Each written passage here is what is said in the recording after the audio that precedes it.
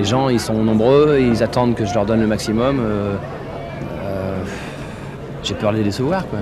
Il y a des chansons qui sentent le bitume, la clope, le spleen, des enfants qui roulent des airs, qui parlent de filles, de flics, de larmes et de lendemains qui déchantent, des chansons qui râlent, qui pleurent, qui cognent. Et souvent, c'est lui, c'est Renaud.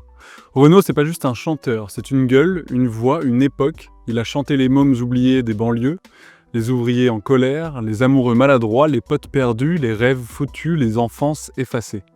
C'est l'histoire d'un gamin timide devenu le poète énervé d'une génération, puis celle d'un homme brisé, disparu dans ses silences, avant de ressurgir, cabossé, mais debout. À travers ses chansons, c'est la France qu'on entend. Pas celle des ministres, mais celle des comptoirs, des pavés, des HLM, des souvenirs sucrés à la violette. Une France tendre et révoltée avec un verre de blanc à la main et des idées rouges dans la tête. Alors aujourd'hui, on va raconter Renaud, pas juste la star, mais le mec, le père, le frère, le poète. Avec ses coups de gueule, ses coups de cœur et ses putains de coups durs. Moi j'ai dit, laisse béton.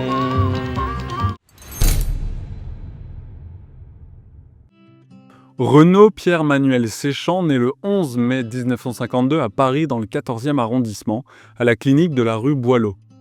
Il est le cadet d'une fratrie de 6 enfants, mais il est surtout le frère jumeau de David, né 10 minutes avant lui. Son père, Olivier Séchant, est un écrivain, traducteur, professeur d'allemand.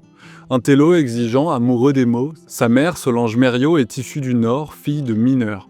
Elle apporte au foyer la chaleur, la simplicité et une certaine tendresse populaire. À la maison, on lit beaucoup, on écoute Bach, pas Brassens. La culture est un pilier, mais l'amour, lui, se montre discret. Renaud grandit dans un monde de livres, de silence et de distance. Un terreau fertile pour un môme rêveur, mais instable. À l'école, il s'ennuie vite. Il observe, il ironise et déjà il commence à refuser l'autorité. Il a à peine 15 ans quand il écrit sa première chanson, Crève salope. Ça commence par « Je venais de manifester au quartier, j'arrive chez moi fatigué, épuisé. Mon père me dit « Bonsoir fiston, comment ça va ?» Je lui réponds « Ta gueule sale con, ça te regarde pas ?» Un brûlot libertaire jamais enregistré mais devenu culte chez les étudiants de mai 68.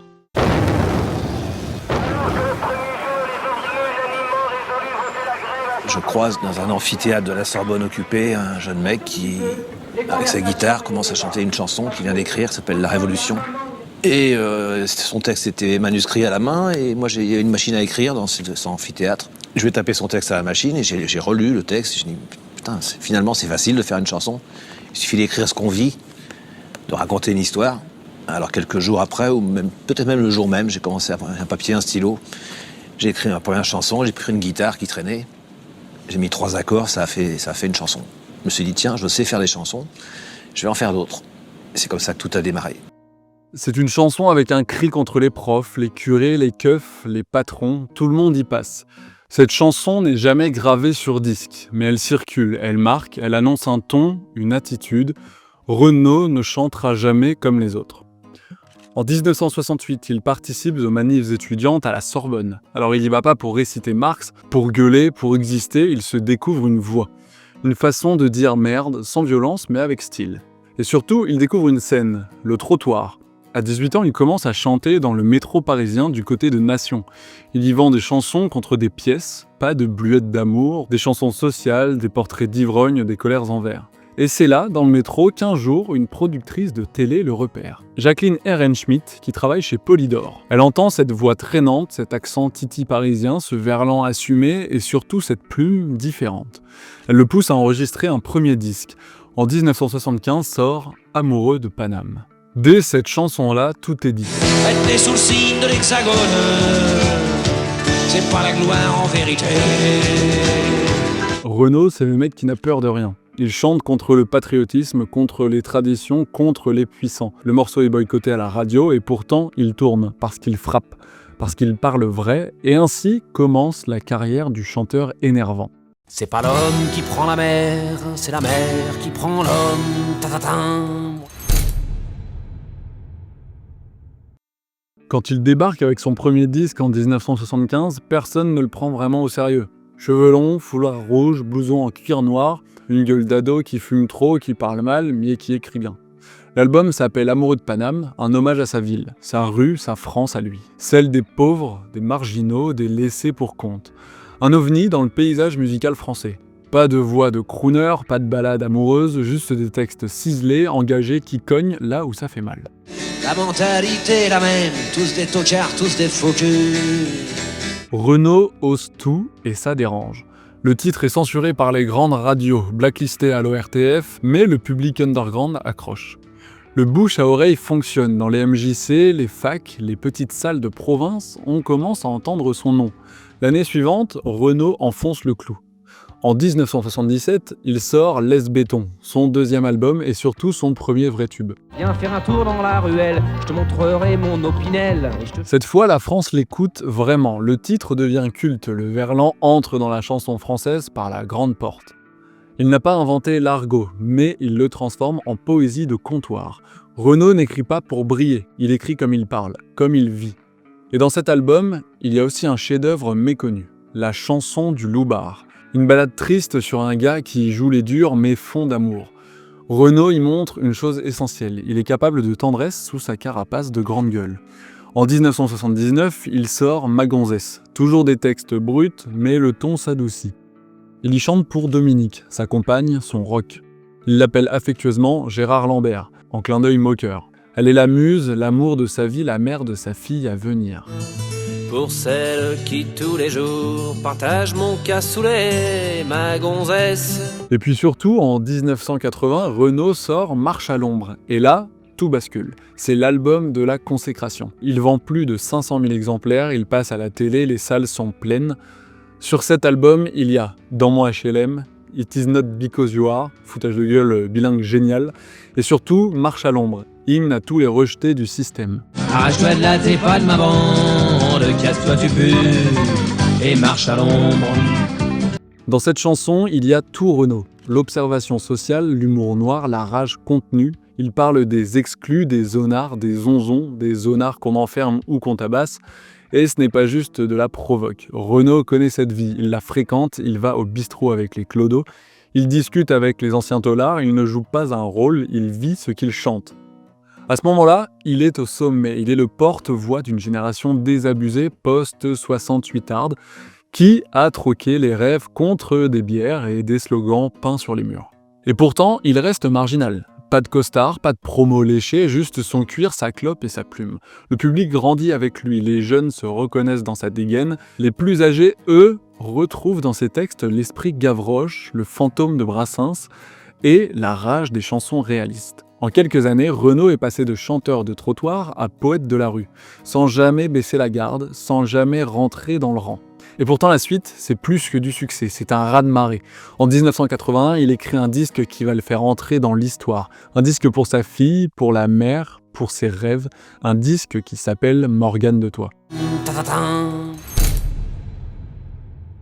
Renaud est au sommet. 3 albums, des salles combles, une fanbase qui le suit comme un grand frère, mais ce qu'il prépare cette année-là va le faire changer de dimension. Un disque personnel, tendre, lumineux, son nom, Morgane de Toi. Tu sais, maman, que je suis Morgane de Toi. Ce jeu de mots, ce titre, c'est un clin d'œil à Lolita Séchant, sa fille née en 1980 de son union avec Dominique, la femme de sa vie. Il est fou d'elle, cette petite gosse, c'est son rayon de soleil. Et elle va inspirer l'un des plus grands chefs-d'œuvre de la chanson française, Mistral gagnant. Et les Mistral gagnants, et les Mistral gagnants. Cette chanson-là, il ne voulait même pas la sortir. Il l'a jugée trop intime, trop fragile. C'est Dominique qui l'a supplié de l'enregistrer. Mistral gagnant est classé parmi les chansons préférées des Français depuis plus de 20 ans. C'est un tournant. Renaud, jusque-là chanteur énervant, devient chanteur émouvant. Il parle d'amour, de transmission, du temps qui file.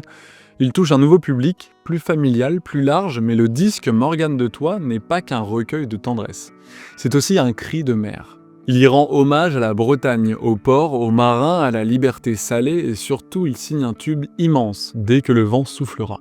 Dès que le vent soufflera, je repartira. Dès que les vents tourneront, nous nous en allerons. Le morceau devient un hymne intergénérationnel. Dans les festivals, les mariages, les manifs, il est repris à tue-tête. C'est la chanson de l'évasion, du refus des chaînes, du grand large intérieur. En 1985, il revient avec Mistral gagnant, l'album. Encore plus fort, encore plus profond, il y chante l'enfance, les souvenirs, la perte, mais aussi la société, les bombes et les injustices. Et là, Renaud, ce n'est plus seulement un chanteur, il devient un engagé, un militant. Il participe aux grands combats du moment. Soutien aux objecteurs de conscience, lutte contre l'extrême droite et le FN, défense des immigrés, des ouvriers, des sans-papiers. En 1985, il cofonde Chanteurs sans frontières et participe à l'enregistrement de Éthiopie, version française de We Are the World, pour lutter contre la famine en Afrique. Malgré toutes nos richesses, leur soleil nous fait de l'ombre. Après ça, il devient une figure morale, une conscience sociale, une voix qui porte, mais toujours sans costume, sans drapeau, avec sa gouaille, ses tics de langage et son cœur sur la table. Il ne donne pas de leçons, il raconte, il témoigne, et en 1985, avec plus de 2 millions d'albums vendus, des tournées sold out et des tubes qui traversent les frontières, il devient intouchable. Mais cette lumière a un prix. Le succès l'éloigne, le vide guette, le doute ronge. Renaud, derrière les sourires, commence à vaciller. Et la suite va être bien plus sombre. Fatigué, fatigué d'habiter sur la planète Terre. Oui, ben non, c'est connu petit, hein. Ouais. Un moment où t'aurais facilement pu être acteur. Ah ouais. Acteur, ou voyou. Ou voyou. Oui, mais enfin acteur aussi. Après avoir atteint les sommets avec Mistral gagnant, Renaud entre dans une autre décennie. Mais cette fois, ce n'est plus le succès qui l'attend au tournant.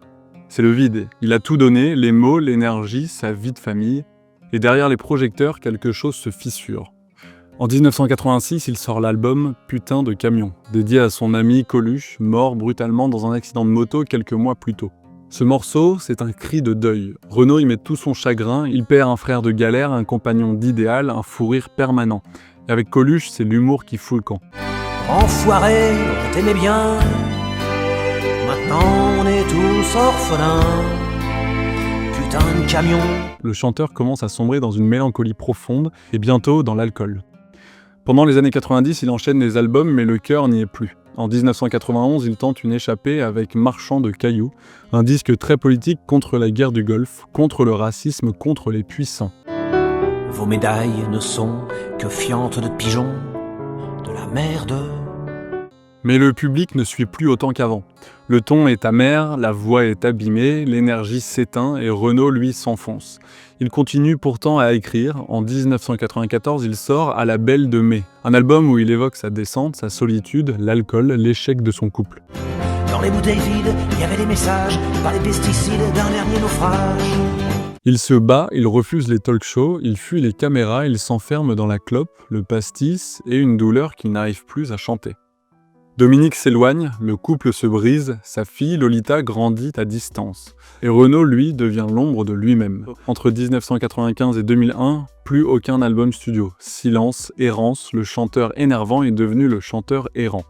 Ses amis parlent d'un homme cassé, qui titube dans les rues de Paris, qui s'endort au comptoir des bars, qui évite les miroirs.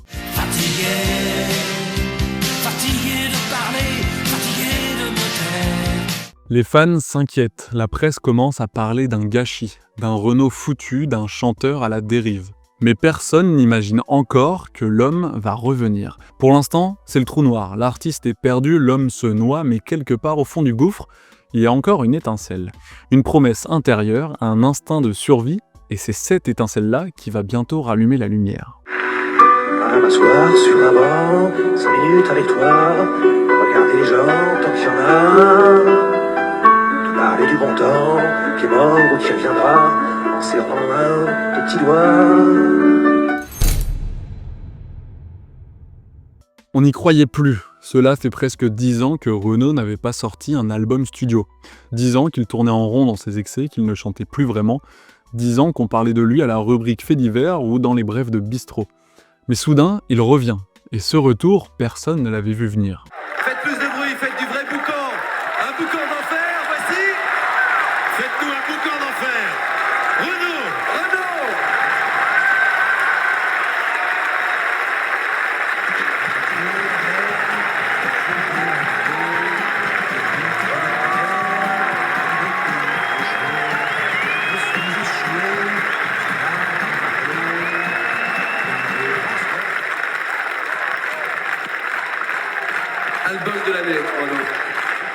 Renaud, le miraculé de la chanson française, débarque avec un album tout simplement intitulé « Boucan d'enfer ». Un titre qui résume tout. Le vacarme intérieur, les années de chaos, le bruit du monde qui l'a fracassé. Mais aussi la rage de s'en sortir et de raconter. Le Renaud ne boit que de l'eau, le renard carbure au regard. Dans cette chanson, il met tout sur la table. L'alcool, les rechutes, le double en lui qui l'a détruit. C'est une confession, un acte de courage, une manière de dire oui, j'ai chuté, mais je suis encore là. Et puis, il y a ce titre, cette chanson inattendue, douce, pleine de lumière et de promesses que vous connaissez tous. Une chanson pour l'amour retrouvé, pour une femme, une rencontre qui le sauve. Pulvérisé sur l'autel, la violence éternelle. Manhattan Kaboul devient le son de l'année 2002, un duo magnifique avec Axel Red sur fond d'attentats, de guerres, de peuples brisés, mais aussi un hymne à la fraternité, à l'humanité, à la douleur partagée. L'album Boucan d'enfer est un triomphe total, plus de 2 millions d'exemplaires vendus, une victoire de la musique, une tournée à guichet fermé dans toute la France, et surtout le public est ému, reconnaissant, sous le choc de voir ce revenant reprendre la parole. Renaud, lui, parle d'un miracle. Il sait qu'il revient cassé avec une voix éraillée, mais aussi une sincérité déchirante. Il n'est plus le Renaud de Laisse Béton, il est l'homme qui a survécu, celui qui s'est perdu puis retrouvé. Et cette renaissance, il la doit à une main tendue, celle de Romane Cerda, une chanteuse et musicienne qu'il rencontre à la fin des années 90. Elle a 20 ans de moins que lui, elle croit en lui, elle le soutient, l'encourage et l'aime. Ils se marient en 2005 et ensemble, ils ont un fils, Malone. Pour la première fois depuis longtemps, Renaud redevient père, homme et vivant. Toute sa vie à faire semblant d'être normal comme disent les gens. Mais ce n'est pas la fin des problèmes. Il le dit lui-même, l'alcool n'est jamais loin. Mais la parole est revenue. Et avec elle, une force tranquille, plus fragile, plus digne.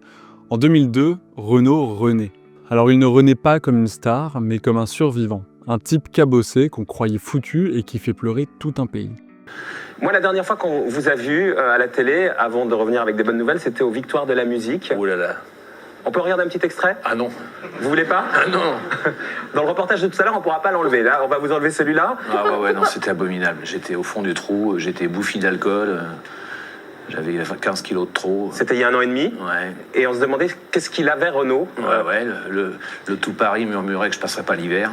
Ouais. Ça y est, Renaud a fait son grand retour, il est debout, mais la tempête, elle, n'a pas dit son dernier mot. L'après Boucan d'enfer, c'est d'abord une tentative de garder le cap. En 2006, il sort Rouge Sang, un album dense, un peu inégal mais sincère. Il y parle de politique, de son fils et de ses doutes. Ils vivent dans les beaux quartiers ou en banlieue, mais dans un loft. La chanson devient un petit tube. Elle fait sourire mais la voix est plus rauque, les concerts plus rares, le regard plus vide. Petit à petit, Renaud s'éteint de nouveau. Il replonge dans l'alcool, il disparaît des radars médiatiques, il s'enferme. À l'Île-sur-la-Sorgue, dans le Vaucluse, il vit reclus, loin du bruit, loin de tout. Les proches racontent un homme bouffi par le pastis, mutique, absent. Mes copains médecins me pronostiquaient une cirrhose rapide dans les 18 mois à venir si je continuais au régime auquel j'étais, c'est-à-dire 1 litre de pastis par jour. C'est fini tout ça ? Là, vous avez de l'eau devant vous. Berk. Ça rouille, ça rouille. Comment vous êtes Vous la poussez un peu pour pas être tenté ? C'est un médicament, ça. Non, mais je suis au régime à l'eau depuis quelque temps, mais j'ai un copain, un navigateur breton, qui était un grand navigateur, qui disait « L'eau, c'est fait pour naviguer. J'en connais qui se lavent avec. J'en connais même qui la boivent. » Certains jours, il ne sort même plus de chez lui. Sa relation avec Romane Cerda s'effondre, le couple divorce en 2011. Mais elle reste présente, comme une sœur de combat. Entre 2007 et 2015, Renaud ne chante plus ou alors mal, à contre-cœur, dans des hommages et des compiles. On le voit parfois à la télé, les traits tirés, la voix fêlée, le regard perdu.